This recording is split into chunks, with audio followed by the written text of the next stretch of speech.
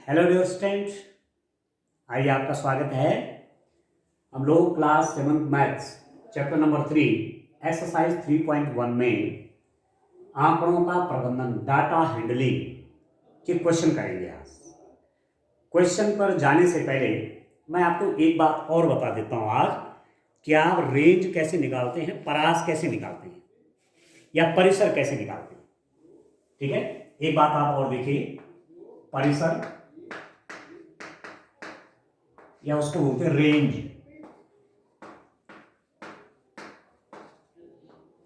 कोई डाटा है, डाटा के बारे में मैंने आपको बता दिया था। डाटा में जैसे माना मैं आपसे कह रहा हूं कि एक क्लास में 5 स्टूडेंट्स हैं और उनकी मैथ्स में मार्क्स, ठीक है, मैथ्स में मार्क्स हैं, एक बच्चे की 52 हैं, एक की 48 हैं, एक की 40 हैं, ठीक हो गया, एक की 60 हैं, ठीक है डियर स्टूडेंट, एक की 30 हैं। ये है मार्क्स। 5 बच्चों के, 5 स्टूडेंट्स के मैथ्स में मार्क्स ऐसे हैं। 52 एक बच्चे के हैं, एक के 48 है, एक का 40 है, एक का 60 है, एक का 30 है। तो आपको चाहिए इस डाटा का, इस आंकड़े का परास चाहिए, रेंज चाहिए, ठीक है ना। इसका रेंज आपको निकालना है। तो रेंज कहते हैं, परिसर निकालते कहते हैं। परिसर आप कैसे फाइंड आउट करेंगे?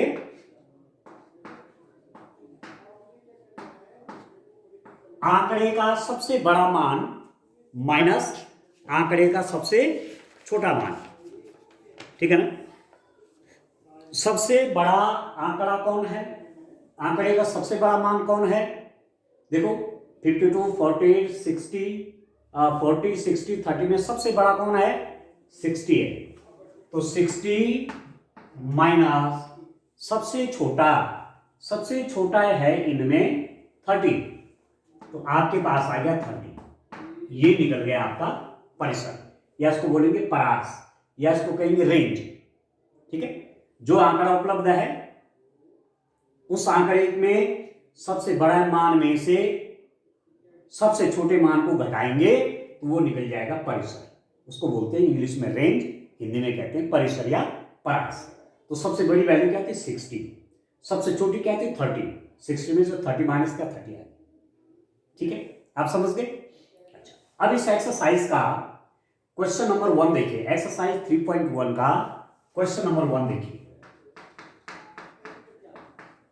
प्रश्न पढ़ लेता हूं, आप देखिए अपनी अपनी बुक में, ठीक है। बुक में आप देखेंगे, अपनी कक्षा के किन्हीं 10 विद्यार्थियों की ऊंचाइयों का परिसर ज्ञात कीजिए।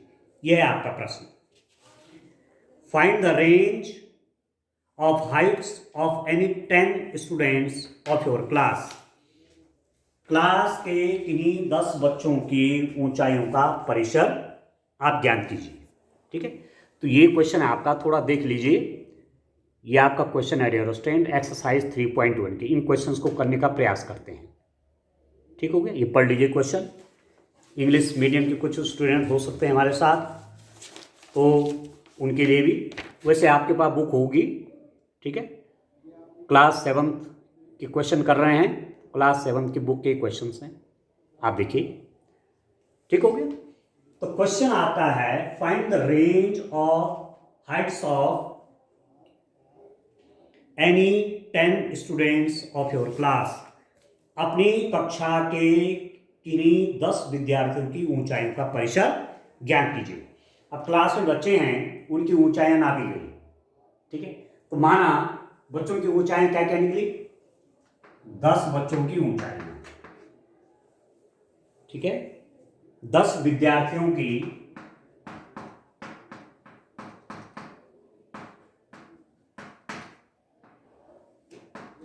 10 विद्यार्थियों की ऊंचाइयां,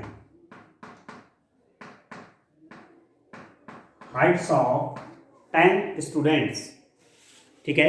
हाइट्स ऑफ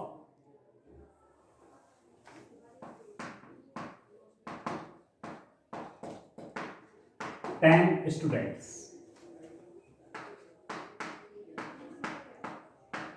ये प्रश्न जो है, मैं तो ऐसे सोच के लिख रहा हूं, पर आप अपनी क्लास के 10 बच्चों की ऊंचाई नापना और तब एक प्रश्न आप हल करना।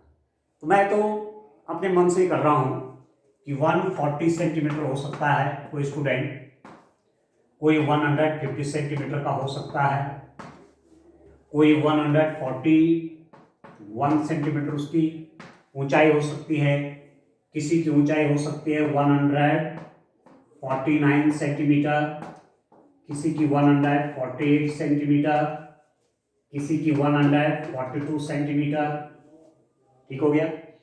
किसी की हो सकती है 143 सेंटीमीटर, ठीक है, 144 सेंटीमीटर, ठीक है दोस्तों। 1 2 3 4 5 6 7 8 दो नापे और लिख लीजिए। 142 सेंटीमीटर, 146 सेंटीमीटर। 10 बच्चों की ऊंचाइयां हैं ये, जो 10 स्टूडेंट्स लिए उनके हाइट्स हैं। एक बच्चे की 140 है, एक की 150 है, एक की 141 है, 149, 148 centimetre, 142 centimetre, 143 centimetre, 144 centimetre, 147 centimetre, एक है 146 सेंटीमीटर। ये जो आंकड़ा आया 1 2 3 4 5 6 7 8 9 10 बच्चों का ये आंकड़ा है। इसका आपको क्या निकालना है? परिसर, रेंज चाहिए, परास चाहिए, ठीक है, इस आंकड़े का। तो परिसर में क्या है? ऊंचाइयों का परिसर कैसे निकालेंगे? सबसे लंबा जो स्टूडेंट है उसकी लंबाई माइनस सबसे कम लंबाई के स्टूडेंट का अंतर। ऊंचाइयों का परिसर, ऊंचाइयों का परिसर, range of Heights, range of Heights कैसे निकालेंगे डियर स्टूडेंट? सबसे अधिक लंबाई किस विद्यार्थी की है, किस स्टूडेंट की लंबाई सबसे अधिक है? मुझे लगता है 150 हाइट का स्टूडेंट सबसे लंबा है, ठीक है, सेंटीमीटर, माइनस सबसे कम सेंटीमीटर किसकी लंबाई है? देखो 140 सबसे छोटा है, 140 सेंटीमीटर का जो स्टूडेंट है सबसे कम लंबाई का है। तो सबसे अधिक लंबाई के स्टूडेंट में से सबसे कम लंबाई के स्टूडेंट को माइनस करेंगे तो ये हो जाएगा 10 सेंटीमीटर। समझ में आ गया आपको? बस ये निकल गया परिसर। बड़े में से छोटा, सबसे लंबा जो है, सबसे अधिक ऊंचाई जिसकी है उसमें से सबसे कम लंबाई वाले को माइनस करें, ये निकल जाएगा परिसर, ठीक हो? इस रूप में करना है। अब आप देखिए इसका नेक्स्ट क्वेश्चन देखते हैं, क्वेश्चन नंबर 2।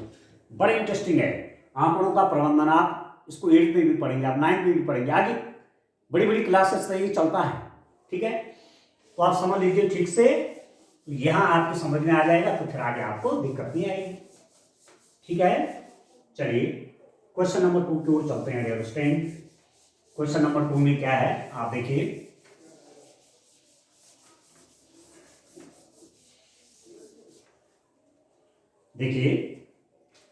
मैं क्वेश्चन रीड करता हूं।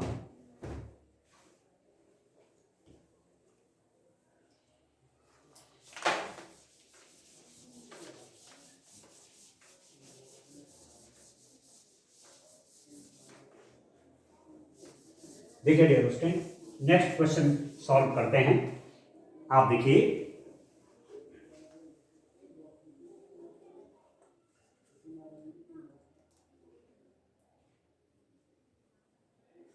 हाँ, नेक्स्ट क्वेश्चन आप देखें।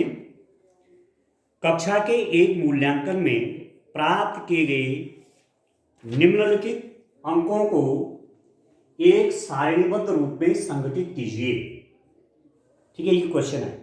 Organise the following marks in a class assessment in tabular form.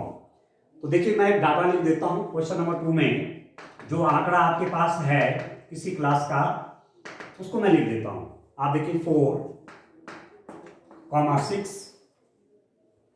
7 5 3 5, 7 5 3 5, 4 5 2 6, 4 5 2 6 2519 519 6584 6584 67। ये है डाटा। ठीक है, एक बार टैली कर लेते हैं। 4 6 753 753 5452 5452 6251 6251 96 96 58 58 467। ठीक है, अब आप देखिए डियर स्टूडेंट, ये है क्या? ये मार्क्स हैं बच्चों के, अंक हैं बच्चों के, किसी टेस्ट के अंक हैं। इसको टेबलर फॉर्म में बनाना है। ठीक है ना, किस रूप में रखना है इसको? सारणीबद्ध रूप में आप इसको रखेंगे। तो देखिए कौन कौन से अंक आपके पास हैं, आप देखिए सारणी बना लेता हूं।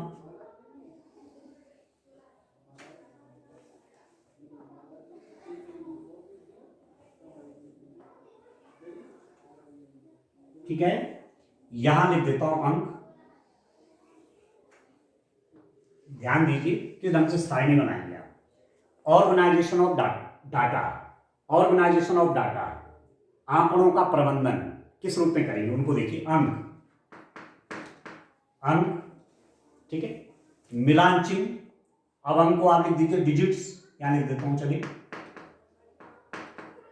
या मार्क्स लिख लीजिए, ये बच्चों के अंक है ना, मार्क्स, मार्क्स लिख लीजिए यहां पर, मार्क्स।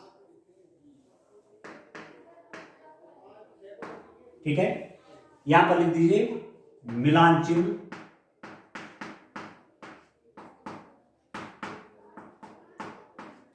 Tally marks. ठीक है डियर स्टूडेंट, टैली मार्क्स, मिलान चिन्ह को इंग्लिश में बोलेंगे टैली मार्क्स। ठीक है, और एक आपका लास्ट वाला जो हो जाएगा, इसको लिख देता हूं बारंबारता। एक कॉलम आपका ये हो गया, और एक में लिख देते हैं बारंबारता, फ्रीक्वेंसी।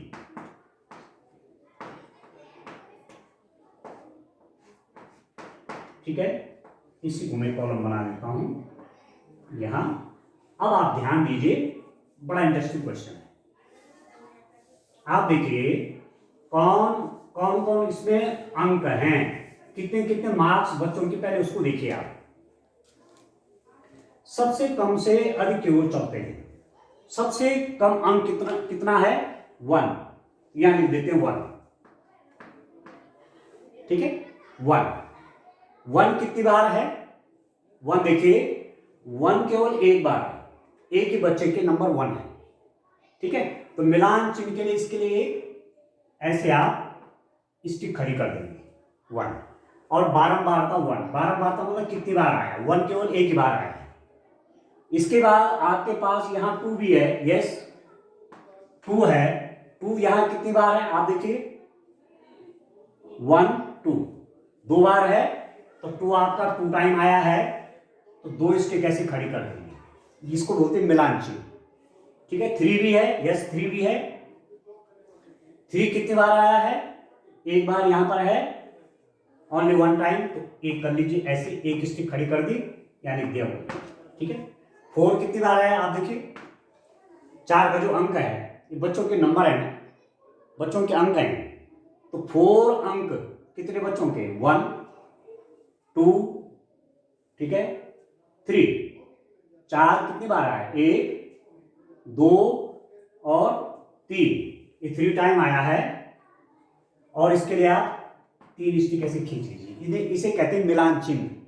ठीक है, 4 के बाद 5 कितनी बार आ रहा है? आप देखिए 5 आ रहा है, 1 2 3 4 और 5 आपका 5 बार आ रहा है, तो 12 बार का मतलब 5 बार आया, 5 आपका 5 टाइम आ रहा है। अब मिलान चिन्ह उसके लिए कैसे बनाएंगे? देखिए 1 2 3 4 और ये बन गया 5, ये मिलान चिन्ह, 1 2 3 4, इधर 5।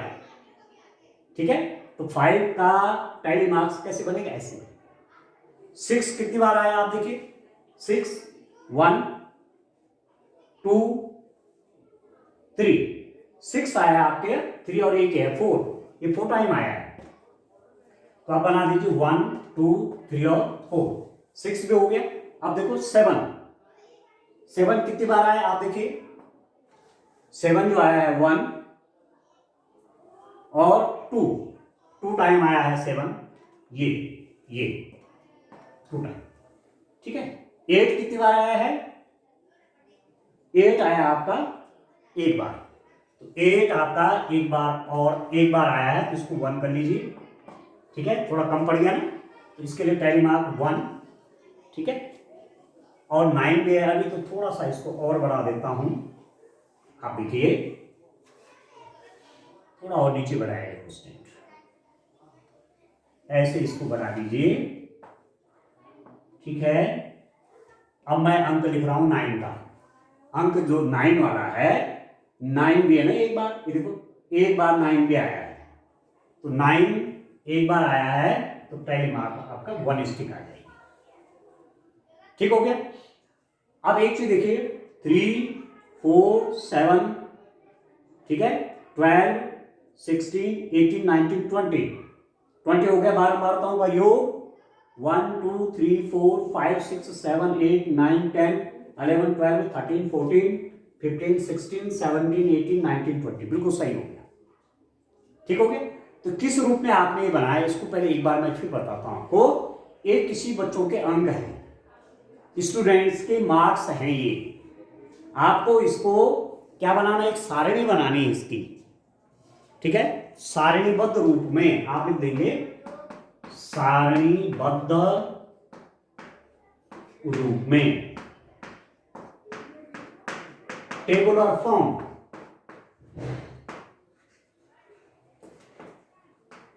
ठीक है। सारणीबद्ध रूप में आपने ये जो बच्चों के मार्क्स हैं इनको दिखाना है, तो इस रूप में बच्चों के मार्क्स आएंगे। अब ये पता नहीं चल रहा है कि अब सबसे कम यहां हो गया, सबसे अधिक यहां हो गया, कोई अंक बीच का अंक कहां पर है, डाटा आपका आगे पीछे है, अव्यवस्थित कह सकते हैं आप, अरेंजमेंट इसका नहीं बनाया, तो आप इसको टेबल के रूप में बनाइए, सारणीबद्ध रूप में करिए, उससे डाटा एकदम क्लियर हो जाता है आपका, ठीक है। इंफॉर्मेशन एग्जैक्ट आपको मालूम चल जाएगी यहां से। तो 1 मार्क्स भी एक बच्चे का है, देखो अंक, कोई बच्चा 1 मार्क्स लाया, एक अंक लाया तो 1 मार्क, तो 12 मार्क का मतलब एक बार आया तो 1 कर दिया। अब उसके लिए टैली मार्क्स मतलब एक स्टिक लगा दीजिए, एक डंडे समझ लीजिए, एक स्टिक लगा दीजिए। 2 जो है 2 डिजिट कितनी बार आया, 2 कितनी बार है, 1 2, 2 ही बार है, तो 12 मारता 2, 12 मारता मतलब कितनी बार आया, 2 बार आया है, 2 स्टिक होगी, ठीक है।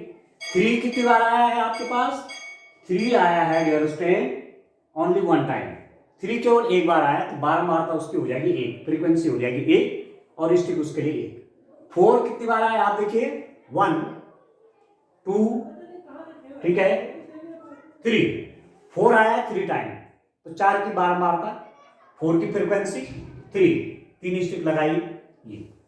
5 कितने बार आया, 1 2 3 4 और 5 आया 5 टाइम, 5 की फ्रीक्वेंसी आपकी 5 की 12 मारता 5, ठीक है। अब 12 मारता मिलान चिन्ह कितने हो जाएंगे, 4 स्टिक, 1 2 3 4 और एक स्टिक है, 5 स्टिक होगी, ठीक है। 5 जब स्टिक खींचनी हो, 5 स्टिक खींचनी हो, ठीक है, मिलान चिन्ह 5 का बनाना है, तो 1 2 3 4 तो ऐसे बना देंगे, और एक ऐसे आप इस ढंग से एक लाइन ऐसे खींच देंगे, ऐसे स्टिक एक और बना देंगे 5 के लिए। 6 कितनी बार आया है, 1 2 3, ठीक है, और एक 4 टाइम आया है, तो फ्रीक्वेंसी कितनी होगी 4, 12 मारता 4, अब 4 के लिए 1 2 3 4 स्टिक होगी। 7 कितनी बार आया है, 1 2, 7 2 टाइम आया है, 7 आपका 2 बार आया है, 2 स्टिक हो गई।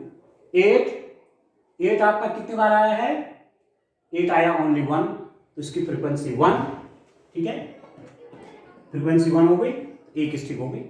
9 भी आपका एक ही बार आया है, ये देखिए, तो उसकी फ्रीक्वेंसी बारंबारता 1 और उसके लिए ये स्टिकर। ठीक हो गया। तो डाटा को सारणीबद्ध रूप में आप इस ढंग से रखेंगे। तो ये हो गया सारणीबद्ध रूप में ये डाटा को कैसे रखा जाएगा, इस रूप में बनाए। ये अंक लिख दिया है, ये बच्चों के अंक हैं, ये मिलान चिन्ह होगा, ये बारंबारता। ठीक है डियर स्टूडेंट, इस रूप में करना है आपने। अब इससे रिलेटेड कुछ प्रश्न हैं आपके लिए। इस प्रश्न से संबंधित कुछ और प्रश्न आपको पूछा गया है। सबसे बड़ा अंक कौन है, आपसे पूछा गया है सबसे बड़ा अंक कौन है, प्रश्न पूछा गया है। ठीक है, अब आप कहां पर जगह आपको मिलेगी यहीं से देख लीजिए। यहां मैं जगह बना देता हूं प्रश्न के लिए। अब कुछ प्रश्नों के उत्तर देने हैं बच्चों। ठीक है, ये जो टेबल आपकी बन गई है, अब इससे इस टेबल से कुछ प्रश्नों के हमें उत्तर बताने। देखिए, एक बार डाटा को सारणी के रूप में जब आप सारणीबद्ध कर देते हैं ना, तो फिर आपको इंफॉर्मेशन निकालने में आसानी हो जाती है। पहला प्रश्न है आपके पास, इसका पहला वाला पार्ट है सबसे बड़ा अंक, सबसे बड़ा अंक। ठीक है, सबसे बड़ा अंक कौन है, इस टेबल में देखिए ये है अंक, सबसे बड़ा कौन है। ठीक है, highest number, highest number, highest number कौन है, सबसे बड़ा अंक कौन है डियर स्टूडेंट। ठीक है, सबसे बड़ा अंक कौन है, HI कर लीजिए, HIGHEST, HIGHEST, हाईएस्ट नंबर, सबसे बड़ा अंक कौन है, आप देख रहे हैं 9। तो यहां आंसर हो जाएगा 9, सीधा टेबल से आप उत्तर मिलेंगे आपको। दूसरा इसका पार्ट क्या है कि दूसरा वाला पार्ट है सबसे छोटा अंक, सबसे छोटा अंक। ठीक है, smallest number, which number is the lowest, lowest number कौन है, सबसे छोटा अंक कौन है, आप देख रहे हैं सबसे छोटा अंक है आपका 1, ये सबसे छोटा है तो लिख दीजिए 1। ठीक है, तीसरा क्या है, इन आंकड़ों का परिसर, तीसरा पार्ट यहां पर निकाल देता हूं। परिसर कैसे निकालेंगे, परिसर, रेंज। आप परिसर निकालते हैं, सबसे बड़े में से सबसे छोटे को माइनस कर लीजिए, सबसे बड़ा अंक माइनस सबसे छोटा अंक लिख देंगे। यहां पर परिसर ऐसे निकलेगा, सबसे बड़ा अंक minus highest number minus lowest number, सबसे बड़ा अंक माइनस सबसे छोटा अंक बराबर सबसे बड़ा 9 है, 9 minus 1 that is equal to कितना हो गया, 8। ठीक हो गया, तो परिसर आ गया इसका 8 आ गया। और फोर्थ में अंकगणितीय माध्य ज्ञात कीजिए। ठीक है, अंक गणितीय माध्य ज्ञात कीजिए। तो अब आपने इसका माध्य भी निकालना है बच्चों, किस रूप में आप इसका माध्य निकालेंगे। ठीक है, तो माध्य कैसे निकलेगा, अब देखो माध्य आपको इसका जो लास्ट वाला पार्ट है इस क्वेश्चन का 3 तो हमने कर दिए, लास्ट वाला जो पोर्शन है इसका माध्य चाहिए बच्चों। माध्य आप कैसे निकालेंगे, माध्य निकलता है जो अंक हैं उन सबको प्लस कर देंगे आप। ठीक है, अंकों को प्लस करके और जितने बच्चे हैं उससे डिवाइड कर देंगे। ठीक है, कुल अंकों का योग बटे विद्यार्थियों की संख्या। ठीक है, माध्य देखिए बच्चों, इसका फोर्थ वाला पार्ट देखिए, माध्य मीन कैसे निकालेंगे, ठीक है, माध्य आपका कैसे निकलेगा? सभी प्रेक्षणों का योग, ये आपने सूत्र पढ़ा है, सभी प्रेक्षणों का योग बटे प्रेक्षणों की संख्या। ठीक है, सभी प्रेक्षणों का योग बटे प्रेक्षणों की संख्या। अब आप देखो, यहां से कर लेता हूं, यहां लिख देता हूं माध्य, मीन। ठीक है, सभी प्रेक्षण मतलब बच्चों के अंक क्या क्या, उनको सबको जोड़ लीजिए। बच्चों के अंक हैं 4 + 6, ठीक है, +7 + 5 + 3, 7 + 5 + 3, ठीक है, +5 + 4 + 5, 5 + 4 + 5, प्लस 2 + 6 + 2, 2 + 6 + 2, प्लस 5 + 1 + 9, 5 + 1 + 9, प्लस 6 + 5 + 8, 6 + 5 + 8, प्लस, ठीक है, 4 + 6 + 7, 4 + 6 + 7 डिवाइडेड बाय कितने से भाग करेंगे? देखो, ये जितने ना मार्क्स, जब आप औसत निकालेंगे या माध्य निकालेंगे तो जो अंक दिए हुए उन सबको प्लस कर देंगे। ये बच्चों के नंबर है 1 2 3 4 5 6 7 8 9 10 11 12 13 14 15 16 17 18 19 20, 20 बच्चे, 20 बच्चों की मार्क्स हैं ये। तो सारे मार्क्स को प्लस किया और 20 से डिवाइड कर दिया। परीक्षणों की संख्या, संख्या कुल 20 है, 20 स्टूडेंट्स हैं, ठीक है, और सभी परीक्षणों का योग जितने अंक हैं उन सबको प्लस कर दिया। अब प्लस कर लीजिए, कितना हो गया?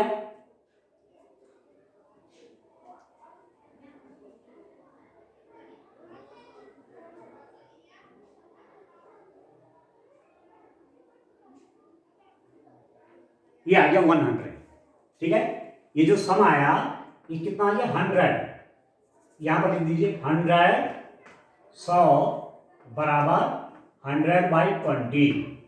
इन सबको प्लस करके मेरे पास आ गया 100, और 100/20, 20 मतलब कुल बच्चे कितने हैं, कितने बच्चों के अंक हैं? 20 बच्चों के।